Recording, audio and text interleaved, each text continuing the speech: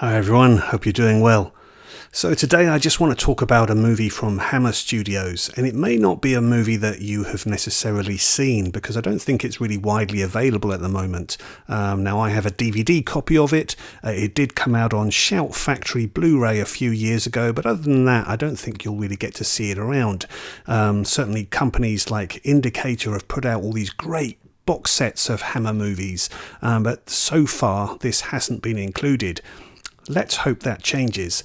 The movie I want to talk about is this one, The Abominable Snowman, which is also called The Abominable Snowman of the Himalayas. And this is a 1957 film. It stars Forrest Tucker and the great Peter Cushing. And it was actually Peter Cushing's first role for Hammer Studios, although The Curse of Frankenstein actually got released just before this one. Wow, though, The Abominable Snowman, I think this may have just become possibly my favourite Hammer film. I've watched it a couple of times now and I absolutely love it. Now, this film was written by Nigel Kneale, and Nigel Kneale is perhaps most famous for writing all of the Quatermass related movies. So Quatermass and the Pit, most famously, as well as Quatermass 2, Quatermass Experiment. So yeah, Nigel Kneale is a very thoughtful writer, quite scientifically minded, and yeah, he's very keen on telling a story, so it's not about giving you lots of shocks. So definitely when you just look at the cover of this, you might think, yeah, this is just a 1950s creature feature. Now, a lot of people can have a lot of fun with 1950s creature features. You get some movies where you get, guys in costumes playing monsters, and it's and lots of, jumps and scares and things like that. And in fact, the first Abominable Snowman came to the movies in 1954, and it was directed by Billy Wilder's brother, W. Lee Wilder, and it was called The Snow Creature. Now, if you watch that movie, it's quite a crude little film, lots of voiceover narration for it, and it does involve a botanist going to the Himalayas and getting involved in finding a Yeti, capturing it, and bringing it back to, I think it's San Francisco, where it then has a bit of a lengthy period going through customs and immigration before escaping and causing some havoc in the city. Now that film is like I say, quite crude, and you do get to see the Yeti in that, but it's just a guy in a kind of very furry onesie, which doesn't look very convincing at all. But what we have with The Abominable Snowman is a really much different kind of film. This film is so atmospheric. You don't actually get to see very much of the creature in this, but you just have such a terrific script from Nigel Kneale. So it involves Peter Cushing as a botanist. He's at a monastery in the Himalayas with his wife, who's played by Maureen Connell, and just coincidentally, Maureen Connell for a while was the wife of John Gilliman. So you haven't checked out my video on the films of John Gilliman, please do go and do so. But yeah, so whilst he's at this monastery, he is there with the intention of doing some studies of plants, but things start progressing in that he's aware that another expedition is about to arrive shortly, and he's been keeping things a little bit secret from his wife, because actually he's intending to join this expedition, and there are actually a group who are keen on finding the Yeti, the Abominable Snowman. So he hasn't told his wife this, and she gets quite upset when she finds out. But Peter Cushing, playing this character Rollison, he's so intrigued and curious that he wants to just go and find this Yeti. He feels compelled to go and find it.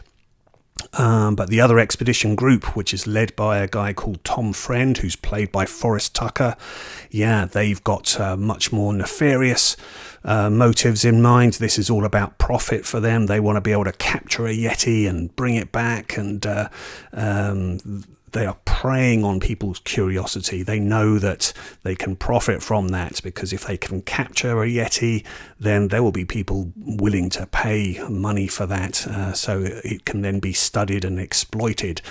So they're very much about the exploitation of it. So this becomes a really fascinating journey into the mountains.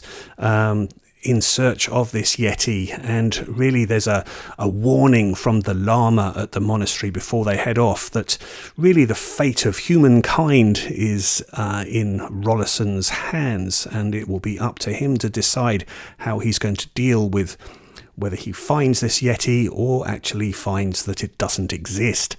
So yeah, this becomes a really sort of psychological kind of expedition, and really a fascinating one. And it really does provide some tremendous atmosphere. Now, remember, this is a Hammer Studios film. Hammer films don't have huge budgets, and so here we are, we're talking about the Himalayas, mountain treks and things like that. Well, yes, they built at Bray Studios this monastery, replicating an area in the Himalayas, and it's a really, really good set, and in fact they went on to use that set for the Fu Manchu movies. And then for the mountain scenes, we're getting black and white cinematography by Arthur Grant, and it's alternating between some actual stock footage of the Pyrenees and climbing in the Pyrenees, which is doubling for the Himalayas, and then blending that in with these great studio sets that show sort of mountainsides and snow, and we've got blizzard machines and things like that to really give some drama to it. And it works tremendously well. It just really feels quite sort of convincing, if you like, that they're actually on this expedition. And like I say, the more they get into the mountains, the more sort of psychological things become. They hear howls of the Yeti, but don't get to see it. And these howls sort of combine and blend in with the blizzards and the winds, and it all starts preying on their minds. But as they carry on with their expedition, then yes, they do have some encounters with the Yeti. Now, I don't want to tell you too much about how they have those encounters or what they actually see, but it's just so well done in the film. So like I say, if you're expecting just a creature feature kind of film with a guy in a suit, then no, this isn't going to be the film for you, really, because like I say, this is much more subtle than that. But wow, it's just so good.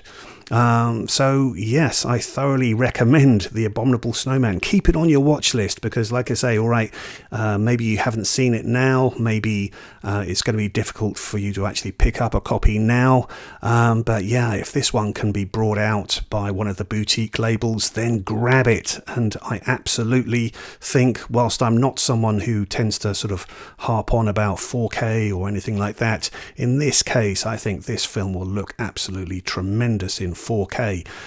The way it uses the mountain footage with the sets and all of that, I think it will just work tremendously, and it's all in widescreen. They call it Hammerscope, but yeah, it's a 2:35:1 ratio. Looks fantastic. So yeah, Peter Cushing is absolutely tremendous in this. Like I say, really good cinematography from Arthur Grant, great direction from Val Guest, but it's really Nigel Kneale's considerate script that really holds this together. You've got really good character development, and just a really compelling story. So Nigel Kneale had done this for TV actually back in 1955. It was a TV drama called The Creature, and Peter Cushing had been in that as well. But in the Tom Friend role, it was actually Stanley Baker and not Forrest Tucker. But it seems that TV version has been lost to time. I don't think it has been preserved, so we won't get to see that, unfortunately. Now, another interesting thing is I actually came across watching this the other day, really as a knock-on effect after having done my previous DVD haul, where I picked up this film, The Crawling Eye. And as it turns out, this film was actually put on as a double bill with The Abominable Snowman back in the late 50s. So both of these are mountaintop horror movies, and both of them have Forrest Tucker as the main star. But again, what's really fascinating here is that with The Crawling Eye, although this isn't a Hammer film, it's actually written by Jimmy Sangster.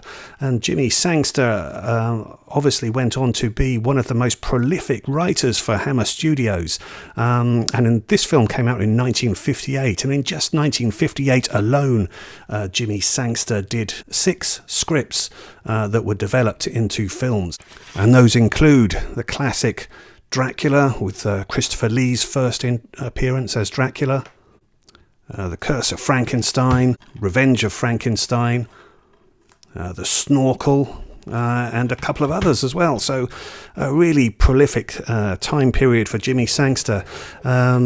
And yeah, The Crawling Eye is actually a pretty good fun one. Now, for this movie, I don't think Jimmy Sangster's script is as strong as Nigel Kneale's. Jimmy Sangster tends to go more for knowing that people want the kind of dum-dum-dum, shock horror kind of moments. And he has got a creature in this. And the creature, yeah, it really is a tentacled eye that you get to see. This film is about a radioactive cloud that's above the Swiss Alps, and there's a sort of creature that's lurking in that, and some mountain climbers very early on in the film discover it, and there's actually a decapitation within the first few minutes of the film. Really quite extraordinary for a film of this time. But yeah, the script is not so strong on this, but again, we've got a really good performance from Forrest Tucker, who's very sort of burly and brash, gruff American actor, and no nonsense, and he's there to sort of do the job, and he's pretty much like that in both of the films, like that as well in Abominable Snowman. He's a very forceful character, and no nonsense. But yeah, so The Crawling Eye is perhaps more of a lightweight film, and definitely in the latter part of the films you do get to see this creature. It's quite sort of comical looking, I suppose, but fun. I mean, this is what 50s creature features were. There's some really fun ones and there's some really awful ones. But yeah, what a fascinating double bill then, to have The Abominable Snowman, which is a Hammer film, and it's got this terrific script by Nigel Kneale, and then we've got it put on with The Crawling Eye, which isn't a Hammer film, but it's written by Jimmy Sangster, the great writer for Hammer films. So there we go. That's me waffling on a bit now, but yeah, The Abominable Snowman, absolutely keep your eye out for this one. If it does come out on a boutique label release, it absolutely will be worthwhile getting. Again, like I say, terrific performance from Peter Cushing, really top-notch script from Nigel Kneale. Such an atmospheric film. Tremendous. Okay, thank you very much for watching. I will be back with some more videos. I've had a bit of a funny last week or so, but I will be back with some more stuff to come. So please stay tuned. Please stay with me. Please keep watching. All the best to you. I hope you're all doing well. Bye-bye.